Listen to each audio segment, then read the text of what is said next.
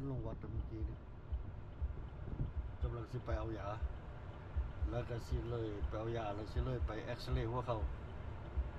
ไป Imaging Center ด็อกเตอร์สั่งให้ไปเอ็กซเรย์หัวเข่าแล้วก็ไปเอ็กซเรย์ตัวอันเอลอีกไล่เอ็กซเรย์ในมือนี้นะ4 อย่าง4เอ็กซเรย์หัวเข่า2 เบื้องแล้วก็อันนี้ฮิปวันหนึ่งแล้วก็อันแล้วโลแบกวันหนึ่ง4โลเคชั่นมันให้อันน่ะเอ็กซเรย์หมดเราใช้เวลาอยู่ได้หนึ่งเลยแต่ว่ามันนัดโมงหนึ่งพูดออกว่าเดี๋ยวนี้10 โมงครึ่งนี่2 โมงฝ่าย2 ชั่วโมงไปให้อันน่ะเบิ่งอันน่ะเอายาอยู่นี่ก่อนอยู่โบมากนี่ก่อนยา2-3 ชนิดมาฮอดฮะมันให้ไปเอาได้ละเอายาอยู่โบมากก่อน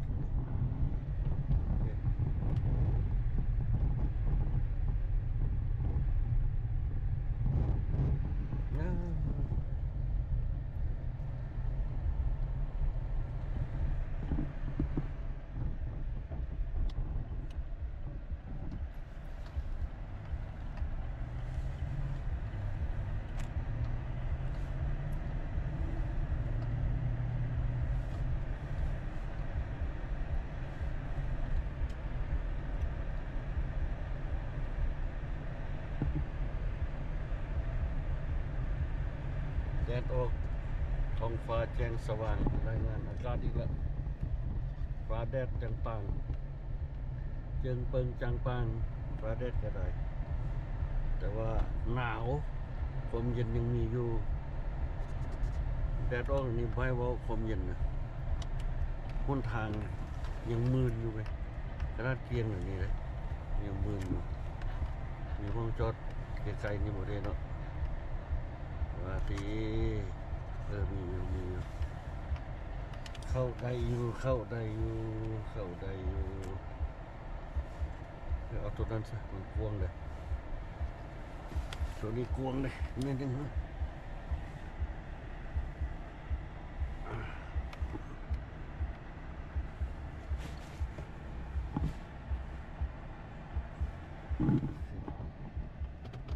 นอนละ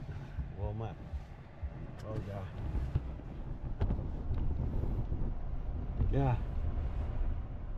เกือบเชี่ยหัวให้มัน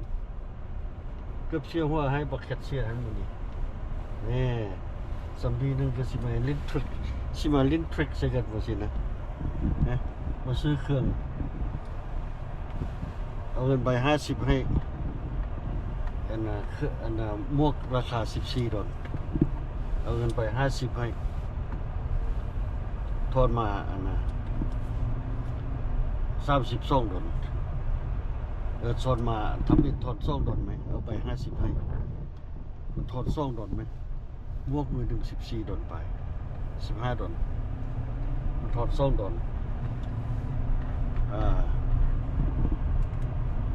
มันยักลิ้นทริก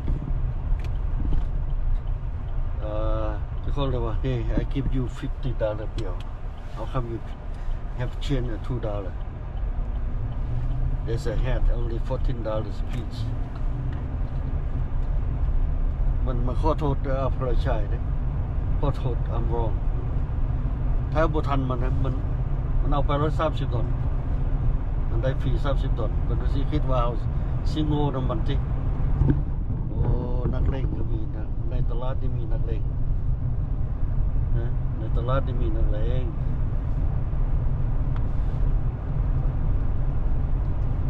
ยักขี้โกงสิเอาเงินเอา$30ดีแต่เบิ่งไหมยกเงินให้มีเบิ่งใบ50เวลา there I have to look at the camera when you give to me you don't need to look you open it where you leave the money on the machine and park it look at it the $50 bill will be on top there oh I apologize จึงเอาเงินมาคืนให้อีก$30เสียไปอีก$2นะธรรมดามั่วก็เสียไปอีก$ไปนะธรรมดามั่วขึ้น$14ไปนะ แต่ว่ามันสอน30 ดอล32 ดอลแสดงว่ามันได้อยู่ดอลหนึงยังได้อยู่ดอลหนึงแล้วยามันโอ้คิดลายขนาดนะเดี๋ยวนี้ก็เห็นบ่อยากคายหน้ามันเดี๋ยวนี้ก็เห็นนะคันอยากคายหน้ามันห้องอันน่ะเมเนเจอร์มันมาจะออกงานเราได้ได้ออกงานเราได้บ่อยากเฮ็ดซื่อๆนะคันห้องเมเนเจอร์มามันได้ออกงานเราได้เนี่ยนี่ก็โกงกันนี่แม่ดีแต่ทันมันไหมถ้าบ่ทันมันโอ้เสียหัวมันเลยนะดีแต่ทันมันอยากเกือบเสียเงินให้มัน30 ดอลแล้วละน้อยหนึงเพิ่นก็เอานะคันเอาเป็นแสนเป็นล้านคุณบ่ว่าอย่างนั้นเดี๋ยวนี้คันมีเงินให้มันเอาอันนี้30 ดอลถอนเงินซื่อถอนเงินซื่อนะสำหรับผู้เข้าใจเงินที่เขาสิบ่เบิ่งว่าเอาเงินไปยังให้มันดีนะเขาก็ฮู้ตัวเขาเอาเงินไปยังให้ถอนเท่าใดราคาพวกราคาเครื่องเขาซื้อเท่าใดเขาก็ฮู้ตัวก่อนโอ้ my god เดี๋ยวนี้ก็มีเนาะโอเคเอาไปรอให้ฟังตรงนี้แหละเกือบเสียหัวให้มันแหมนะดีแต่ทันมันแกเอาไปคืนนี้แดดจางสว่างดีกลับมาเฮือนละไปเอายามาแวะเฮือนคนแล้ววันนี้กำลังสิออกไปเอ็กซเรย์ไปหาหมอไปเอ็กซเรย์หัวเข่าไปเอ็กซเรย์แอลไปเอ็กซเรย์ฮิปหลายอย่างไหม3-4 อย่างหมอสั่งเอ็กซเรย์ใหม่ตะเวนออกดีเริ่มมองเบิ่งแสงแดดบ่อยากได้ไหมปีนี้สิได้แปลงหมดแล้วหัวนี่ใหญ่หมดคันดอกคันใดมียังใหญ่หมดสิเฮ็ดใหม่หมดในห้องนอกนี่นะเฮ็ดใหม่หมดเลยโอเคไปหาหมอสิฮอดหมู่ไปนั่งท่ามันอยู่พุ่นละมาฮอดละมาฮอดหม้อแล้วนี่ Imaging Associate นี่Imaging Associate ยังอีกครึ่งชั่วโมงยังอีก20 นาทีไปเข้าไปนั่งเล่นนี่ก่อนไปเช็คอินอีก20 นาทีบ่ดอกเหนื่อย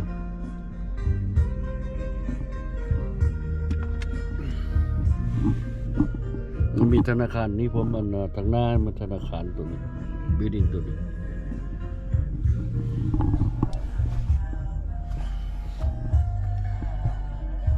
ไม่จริงตัวใหม่มาได้นี่ไหน MRI เข้าไปหันเห็นหมดได้นี่เห็นหมดเป็นยังอยู่ไหนฮะนะมันบอกหมดอยู่ไหนฮะสไลด์เข้าไปฮะ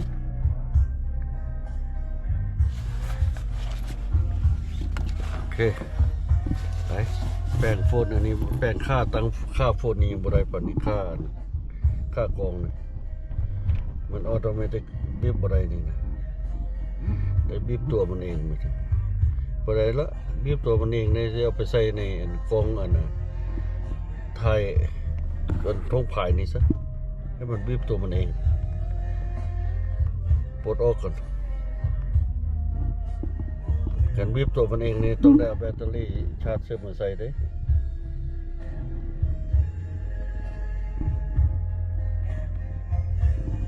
ต้องเอาแบตเตอรี่ชาร์จชิงมาใส่ในกระเป๋านี่ไว้เลย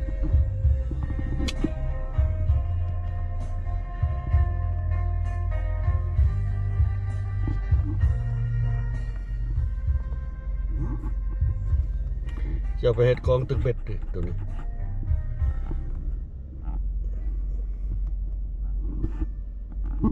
เจ้ากองตึกเบ็ดเสียดายตัวมันตกน้ำปีกายนะไปตกน้ำหักจนได้ก็หัดอยู่ไปตกได้ยังได้ยังเงืดอยู่เลยตกน้ำตึกเบ็ดตอนปีกายดิเสียดายขนาดนี้วะ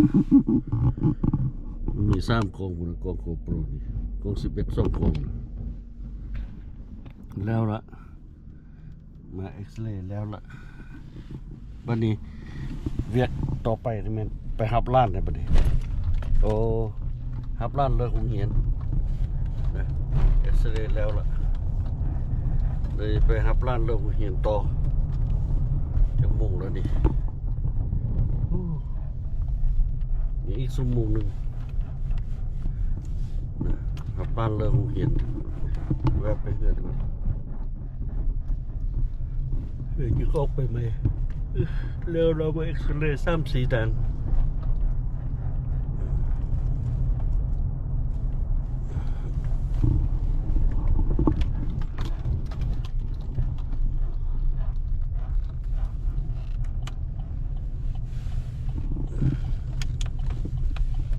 มันเจ็บยี่ลี่เวลาอันเมื่อกี้รู้สึกรถไปนอนเอ็กซเรย์ให้มันเวลาพลิกไปพลิกมารู้สึกว่ามันเจ็บรู้สึกว่ามันเจ็บเลยรู้สึกว่ามันเจ็บหม้อมันจึงสั่งออเดอร์เอ็กซเรย์ใหม่มันอยากเห็นว่ามองได้มันเปลี่ยนแปลงได้มันมาหลายปีแล้วเลยมันอยากรู้ว่าเป็นยังมันยังเจ็บอยู่มันมีต้องมีแนวเปลี่ยนแปลงมันว่ามันสั่งเอ็กซเรย์ใหม่รู้สึกว่าเวลามันพลิกกันบอดี้เนี่ยมันพลิกตัวพลิกกิ้งเจ็บรู้สึกว่ามันเจ็บบนอันน่ะบนสีบอกหมดนี่แหละเจ็บไปเลยเด้อมันเห็น something นี่มันออเดอร์เซอร์จูรี่ใหม่นะโอ้ตันตรายเลยกูอยากเห็นนะกูอยากเห็นอีกละเซอร์จูรี่นะเราต้องผ่าตัดกูอยากเห็นอีกพาไล่เถื่อนละนะ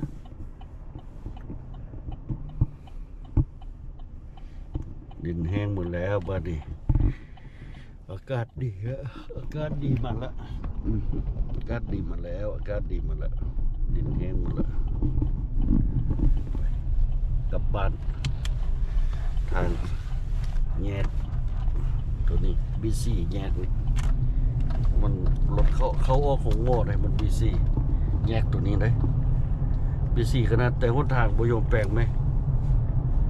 น่าจะแปลงได้หนทางนี้เป็นคุ้มไปยัง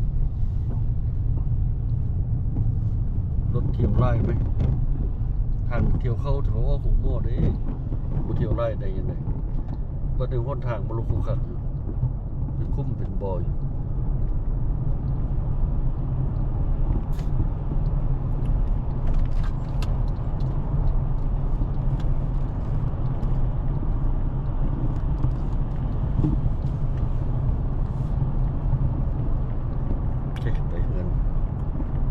ไปเหือนก่อนจึงจะออกไปหับลาดไปเอาเครื่องไปไว้เหือนวะว่าเพิ่นมาเหือนหรือเปล่าเพิ่นเลิกวัดหรือเปล่าโอเคไปโรงพยาบาลอีกละเดี๋ยวบ้านนี้รอบนี้แมันออกบ้านรอบนี้แมันไปหับลาดเลิกหงเหียนไปหับลาดเลิกหงเหียนจากน้อยอีกเลาะออกอีกรอบหนึ่งนั่นแหละ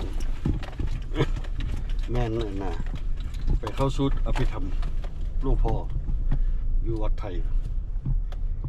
จะได้ออกไอ้บ้านหนึ่งมือแรงมือนี้มืดมือเที่ยวเข้าเที่ยวออกอยู่แต่บ้านนี่แหละเที่ยวเข้าเที่ยวออกอยู่บ้านนี่แหละมืดมือนี้โอเค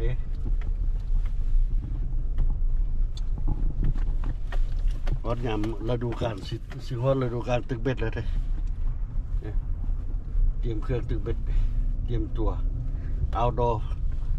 activity outdoor fishing ไอ้แล้วเดือนหน้าเดือนไหนนี่ก็เดือนหน้านี่ก็ตึกละป่าขึ้นละป่าฮูริเกนมันเข้าไปตักเอาตอนหน้าเดือนหน้านี่ก็ตักป่าฮูริเกนละเดือนไหนก็มันตึกเป็ดละ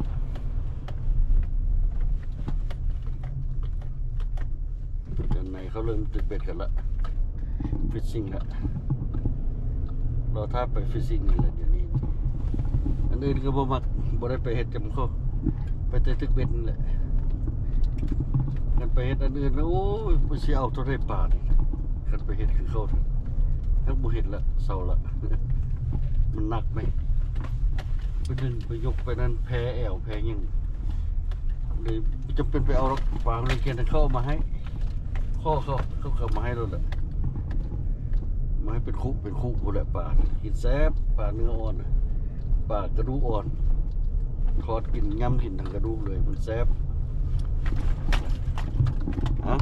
เขาตรงเหียนล้านแล้ววันนี้มาเขาตรงเหียนแล้ว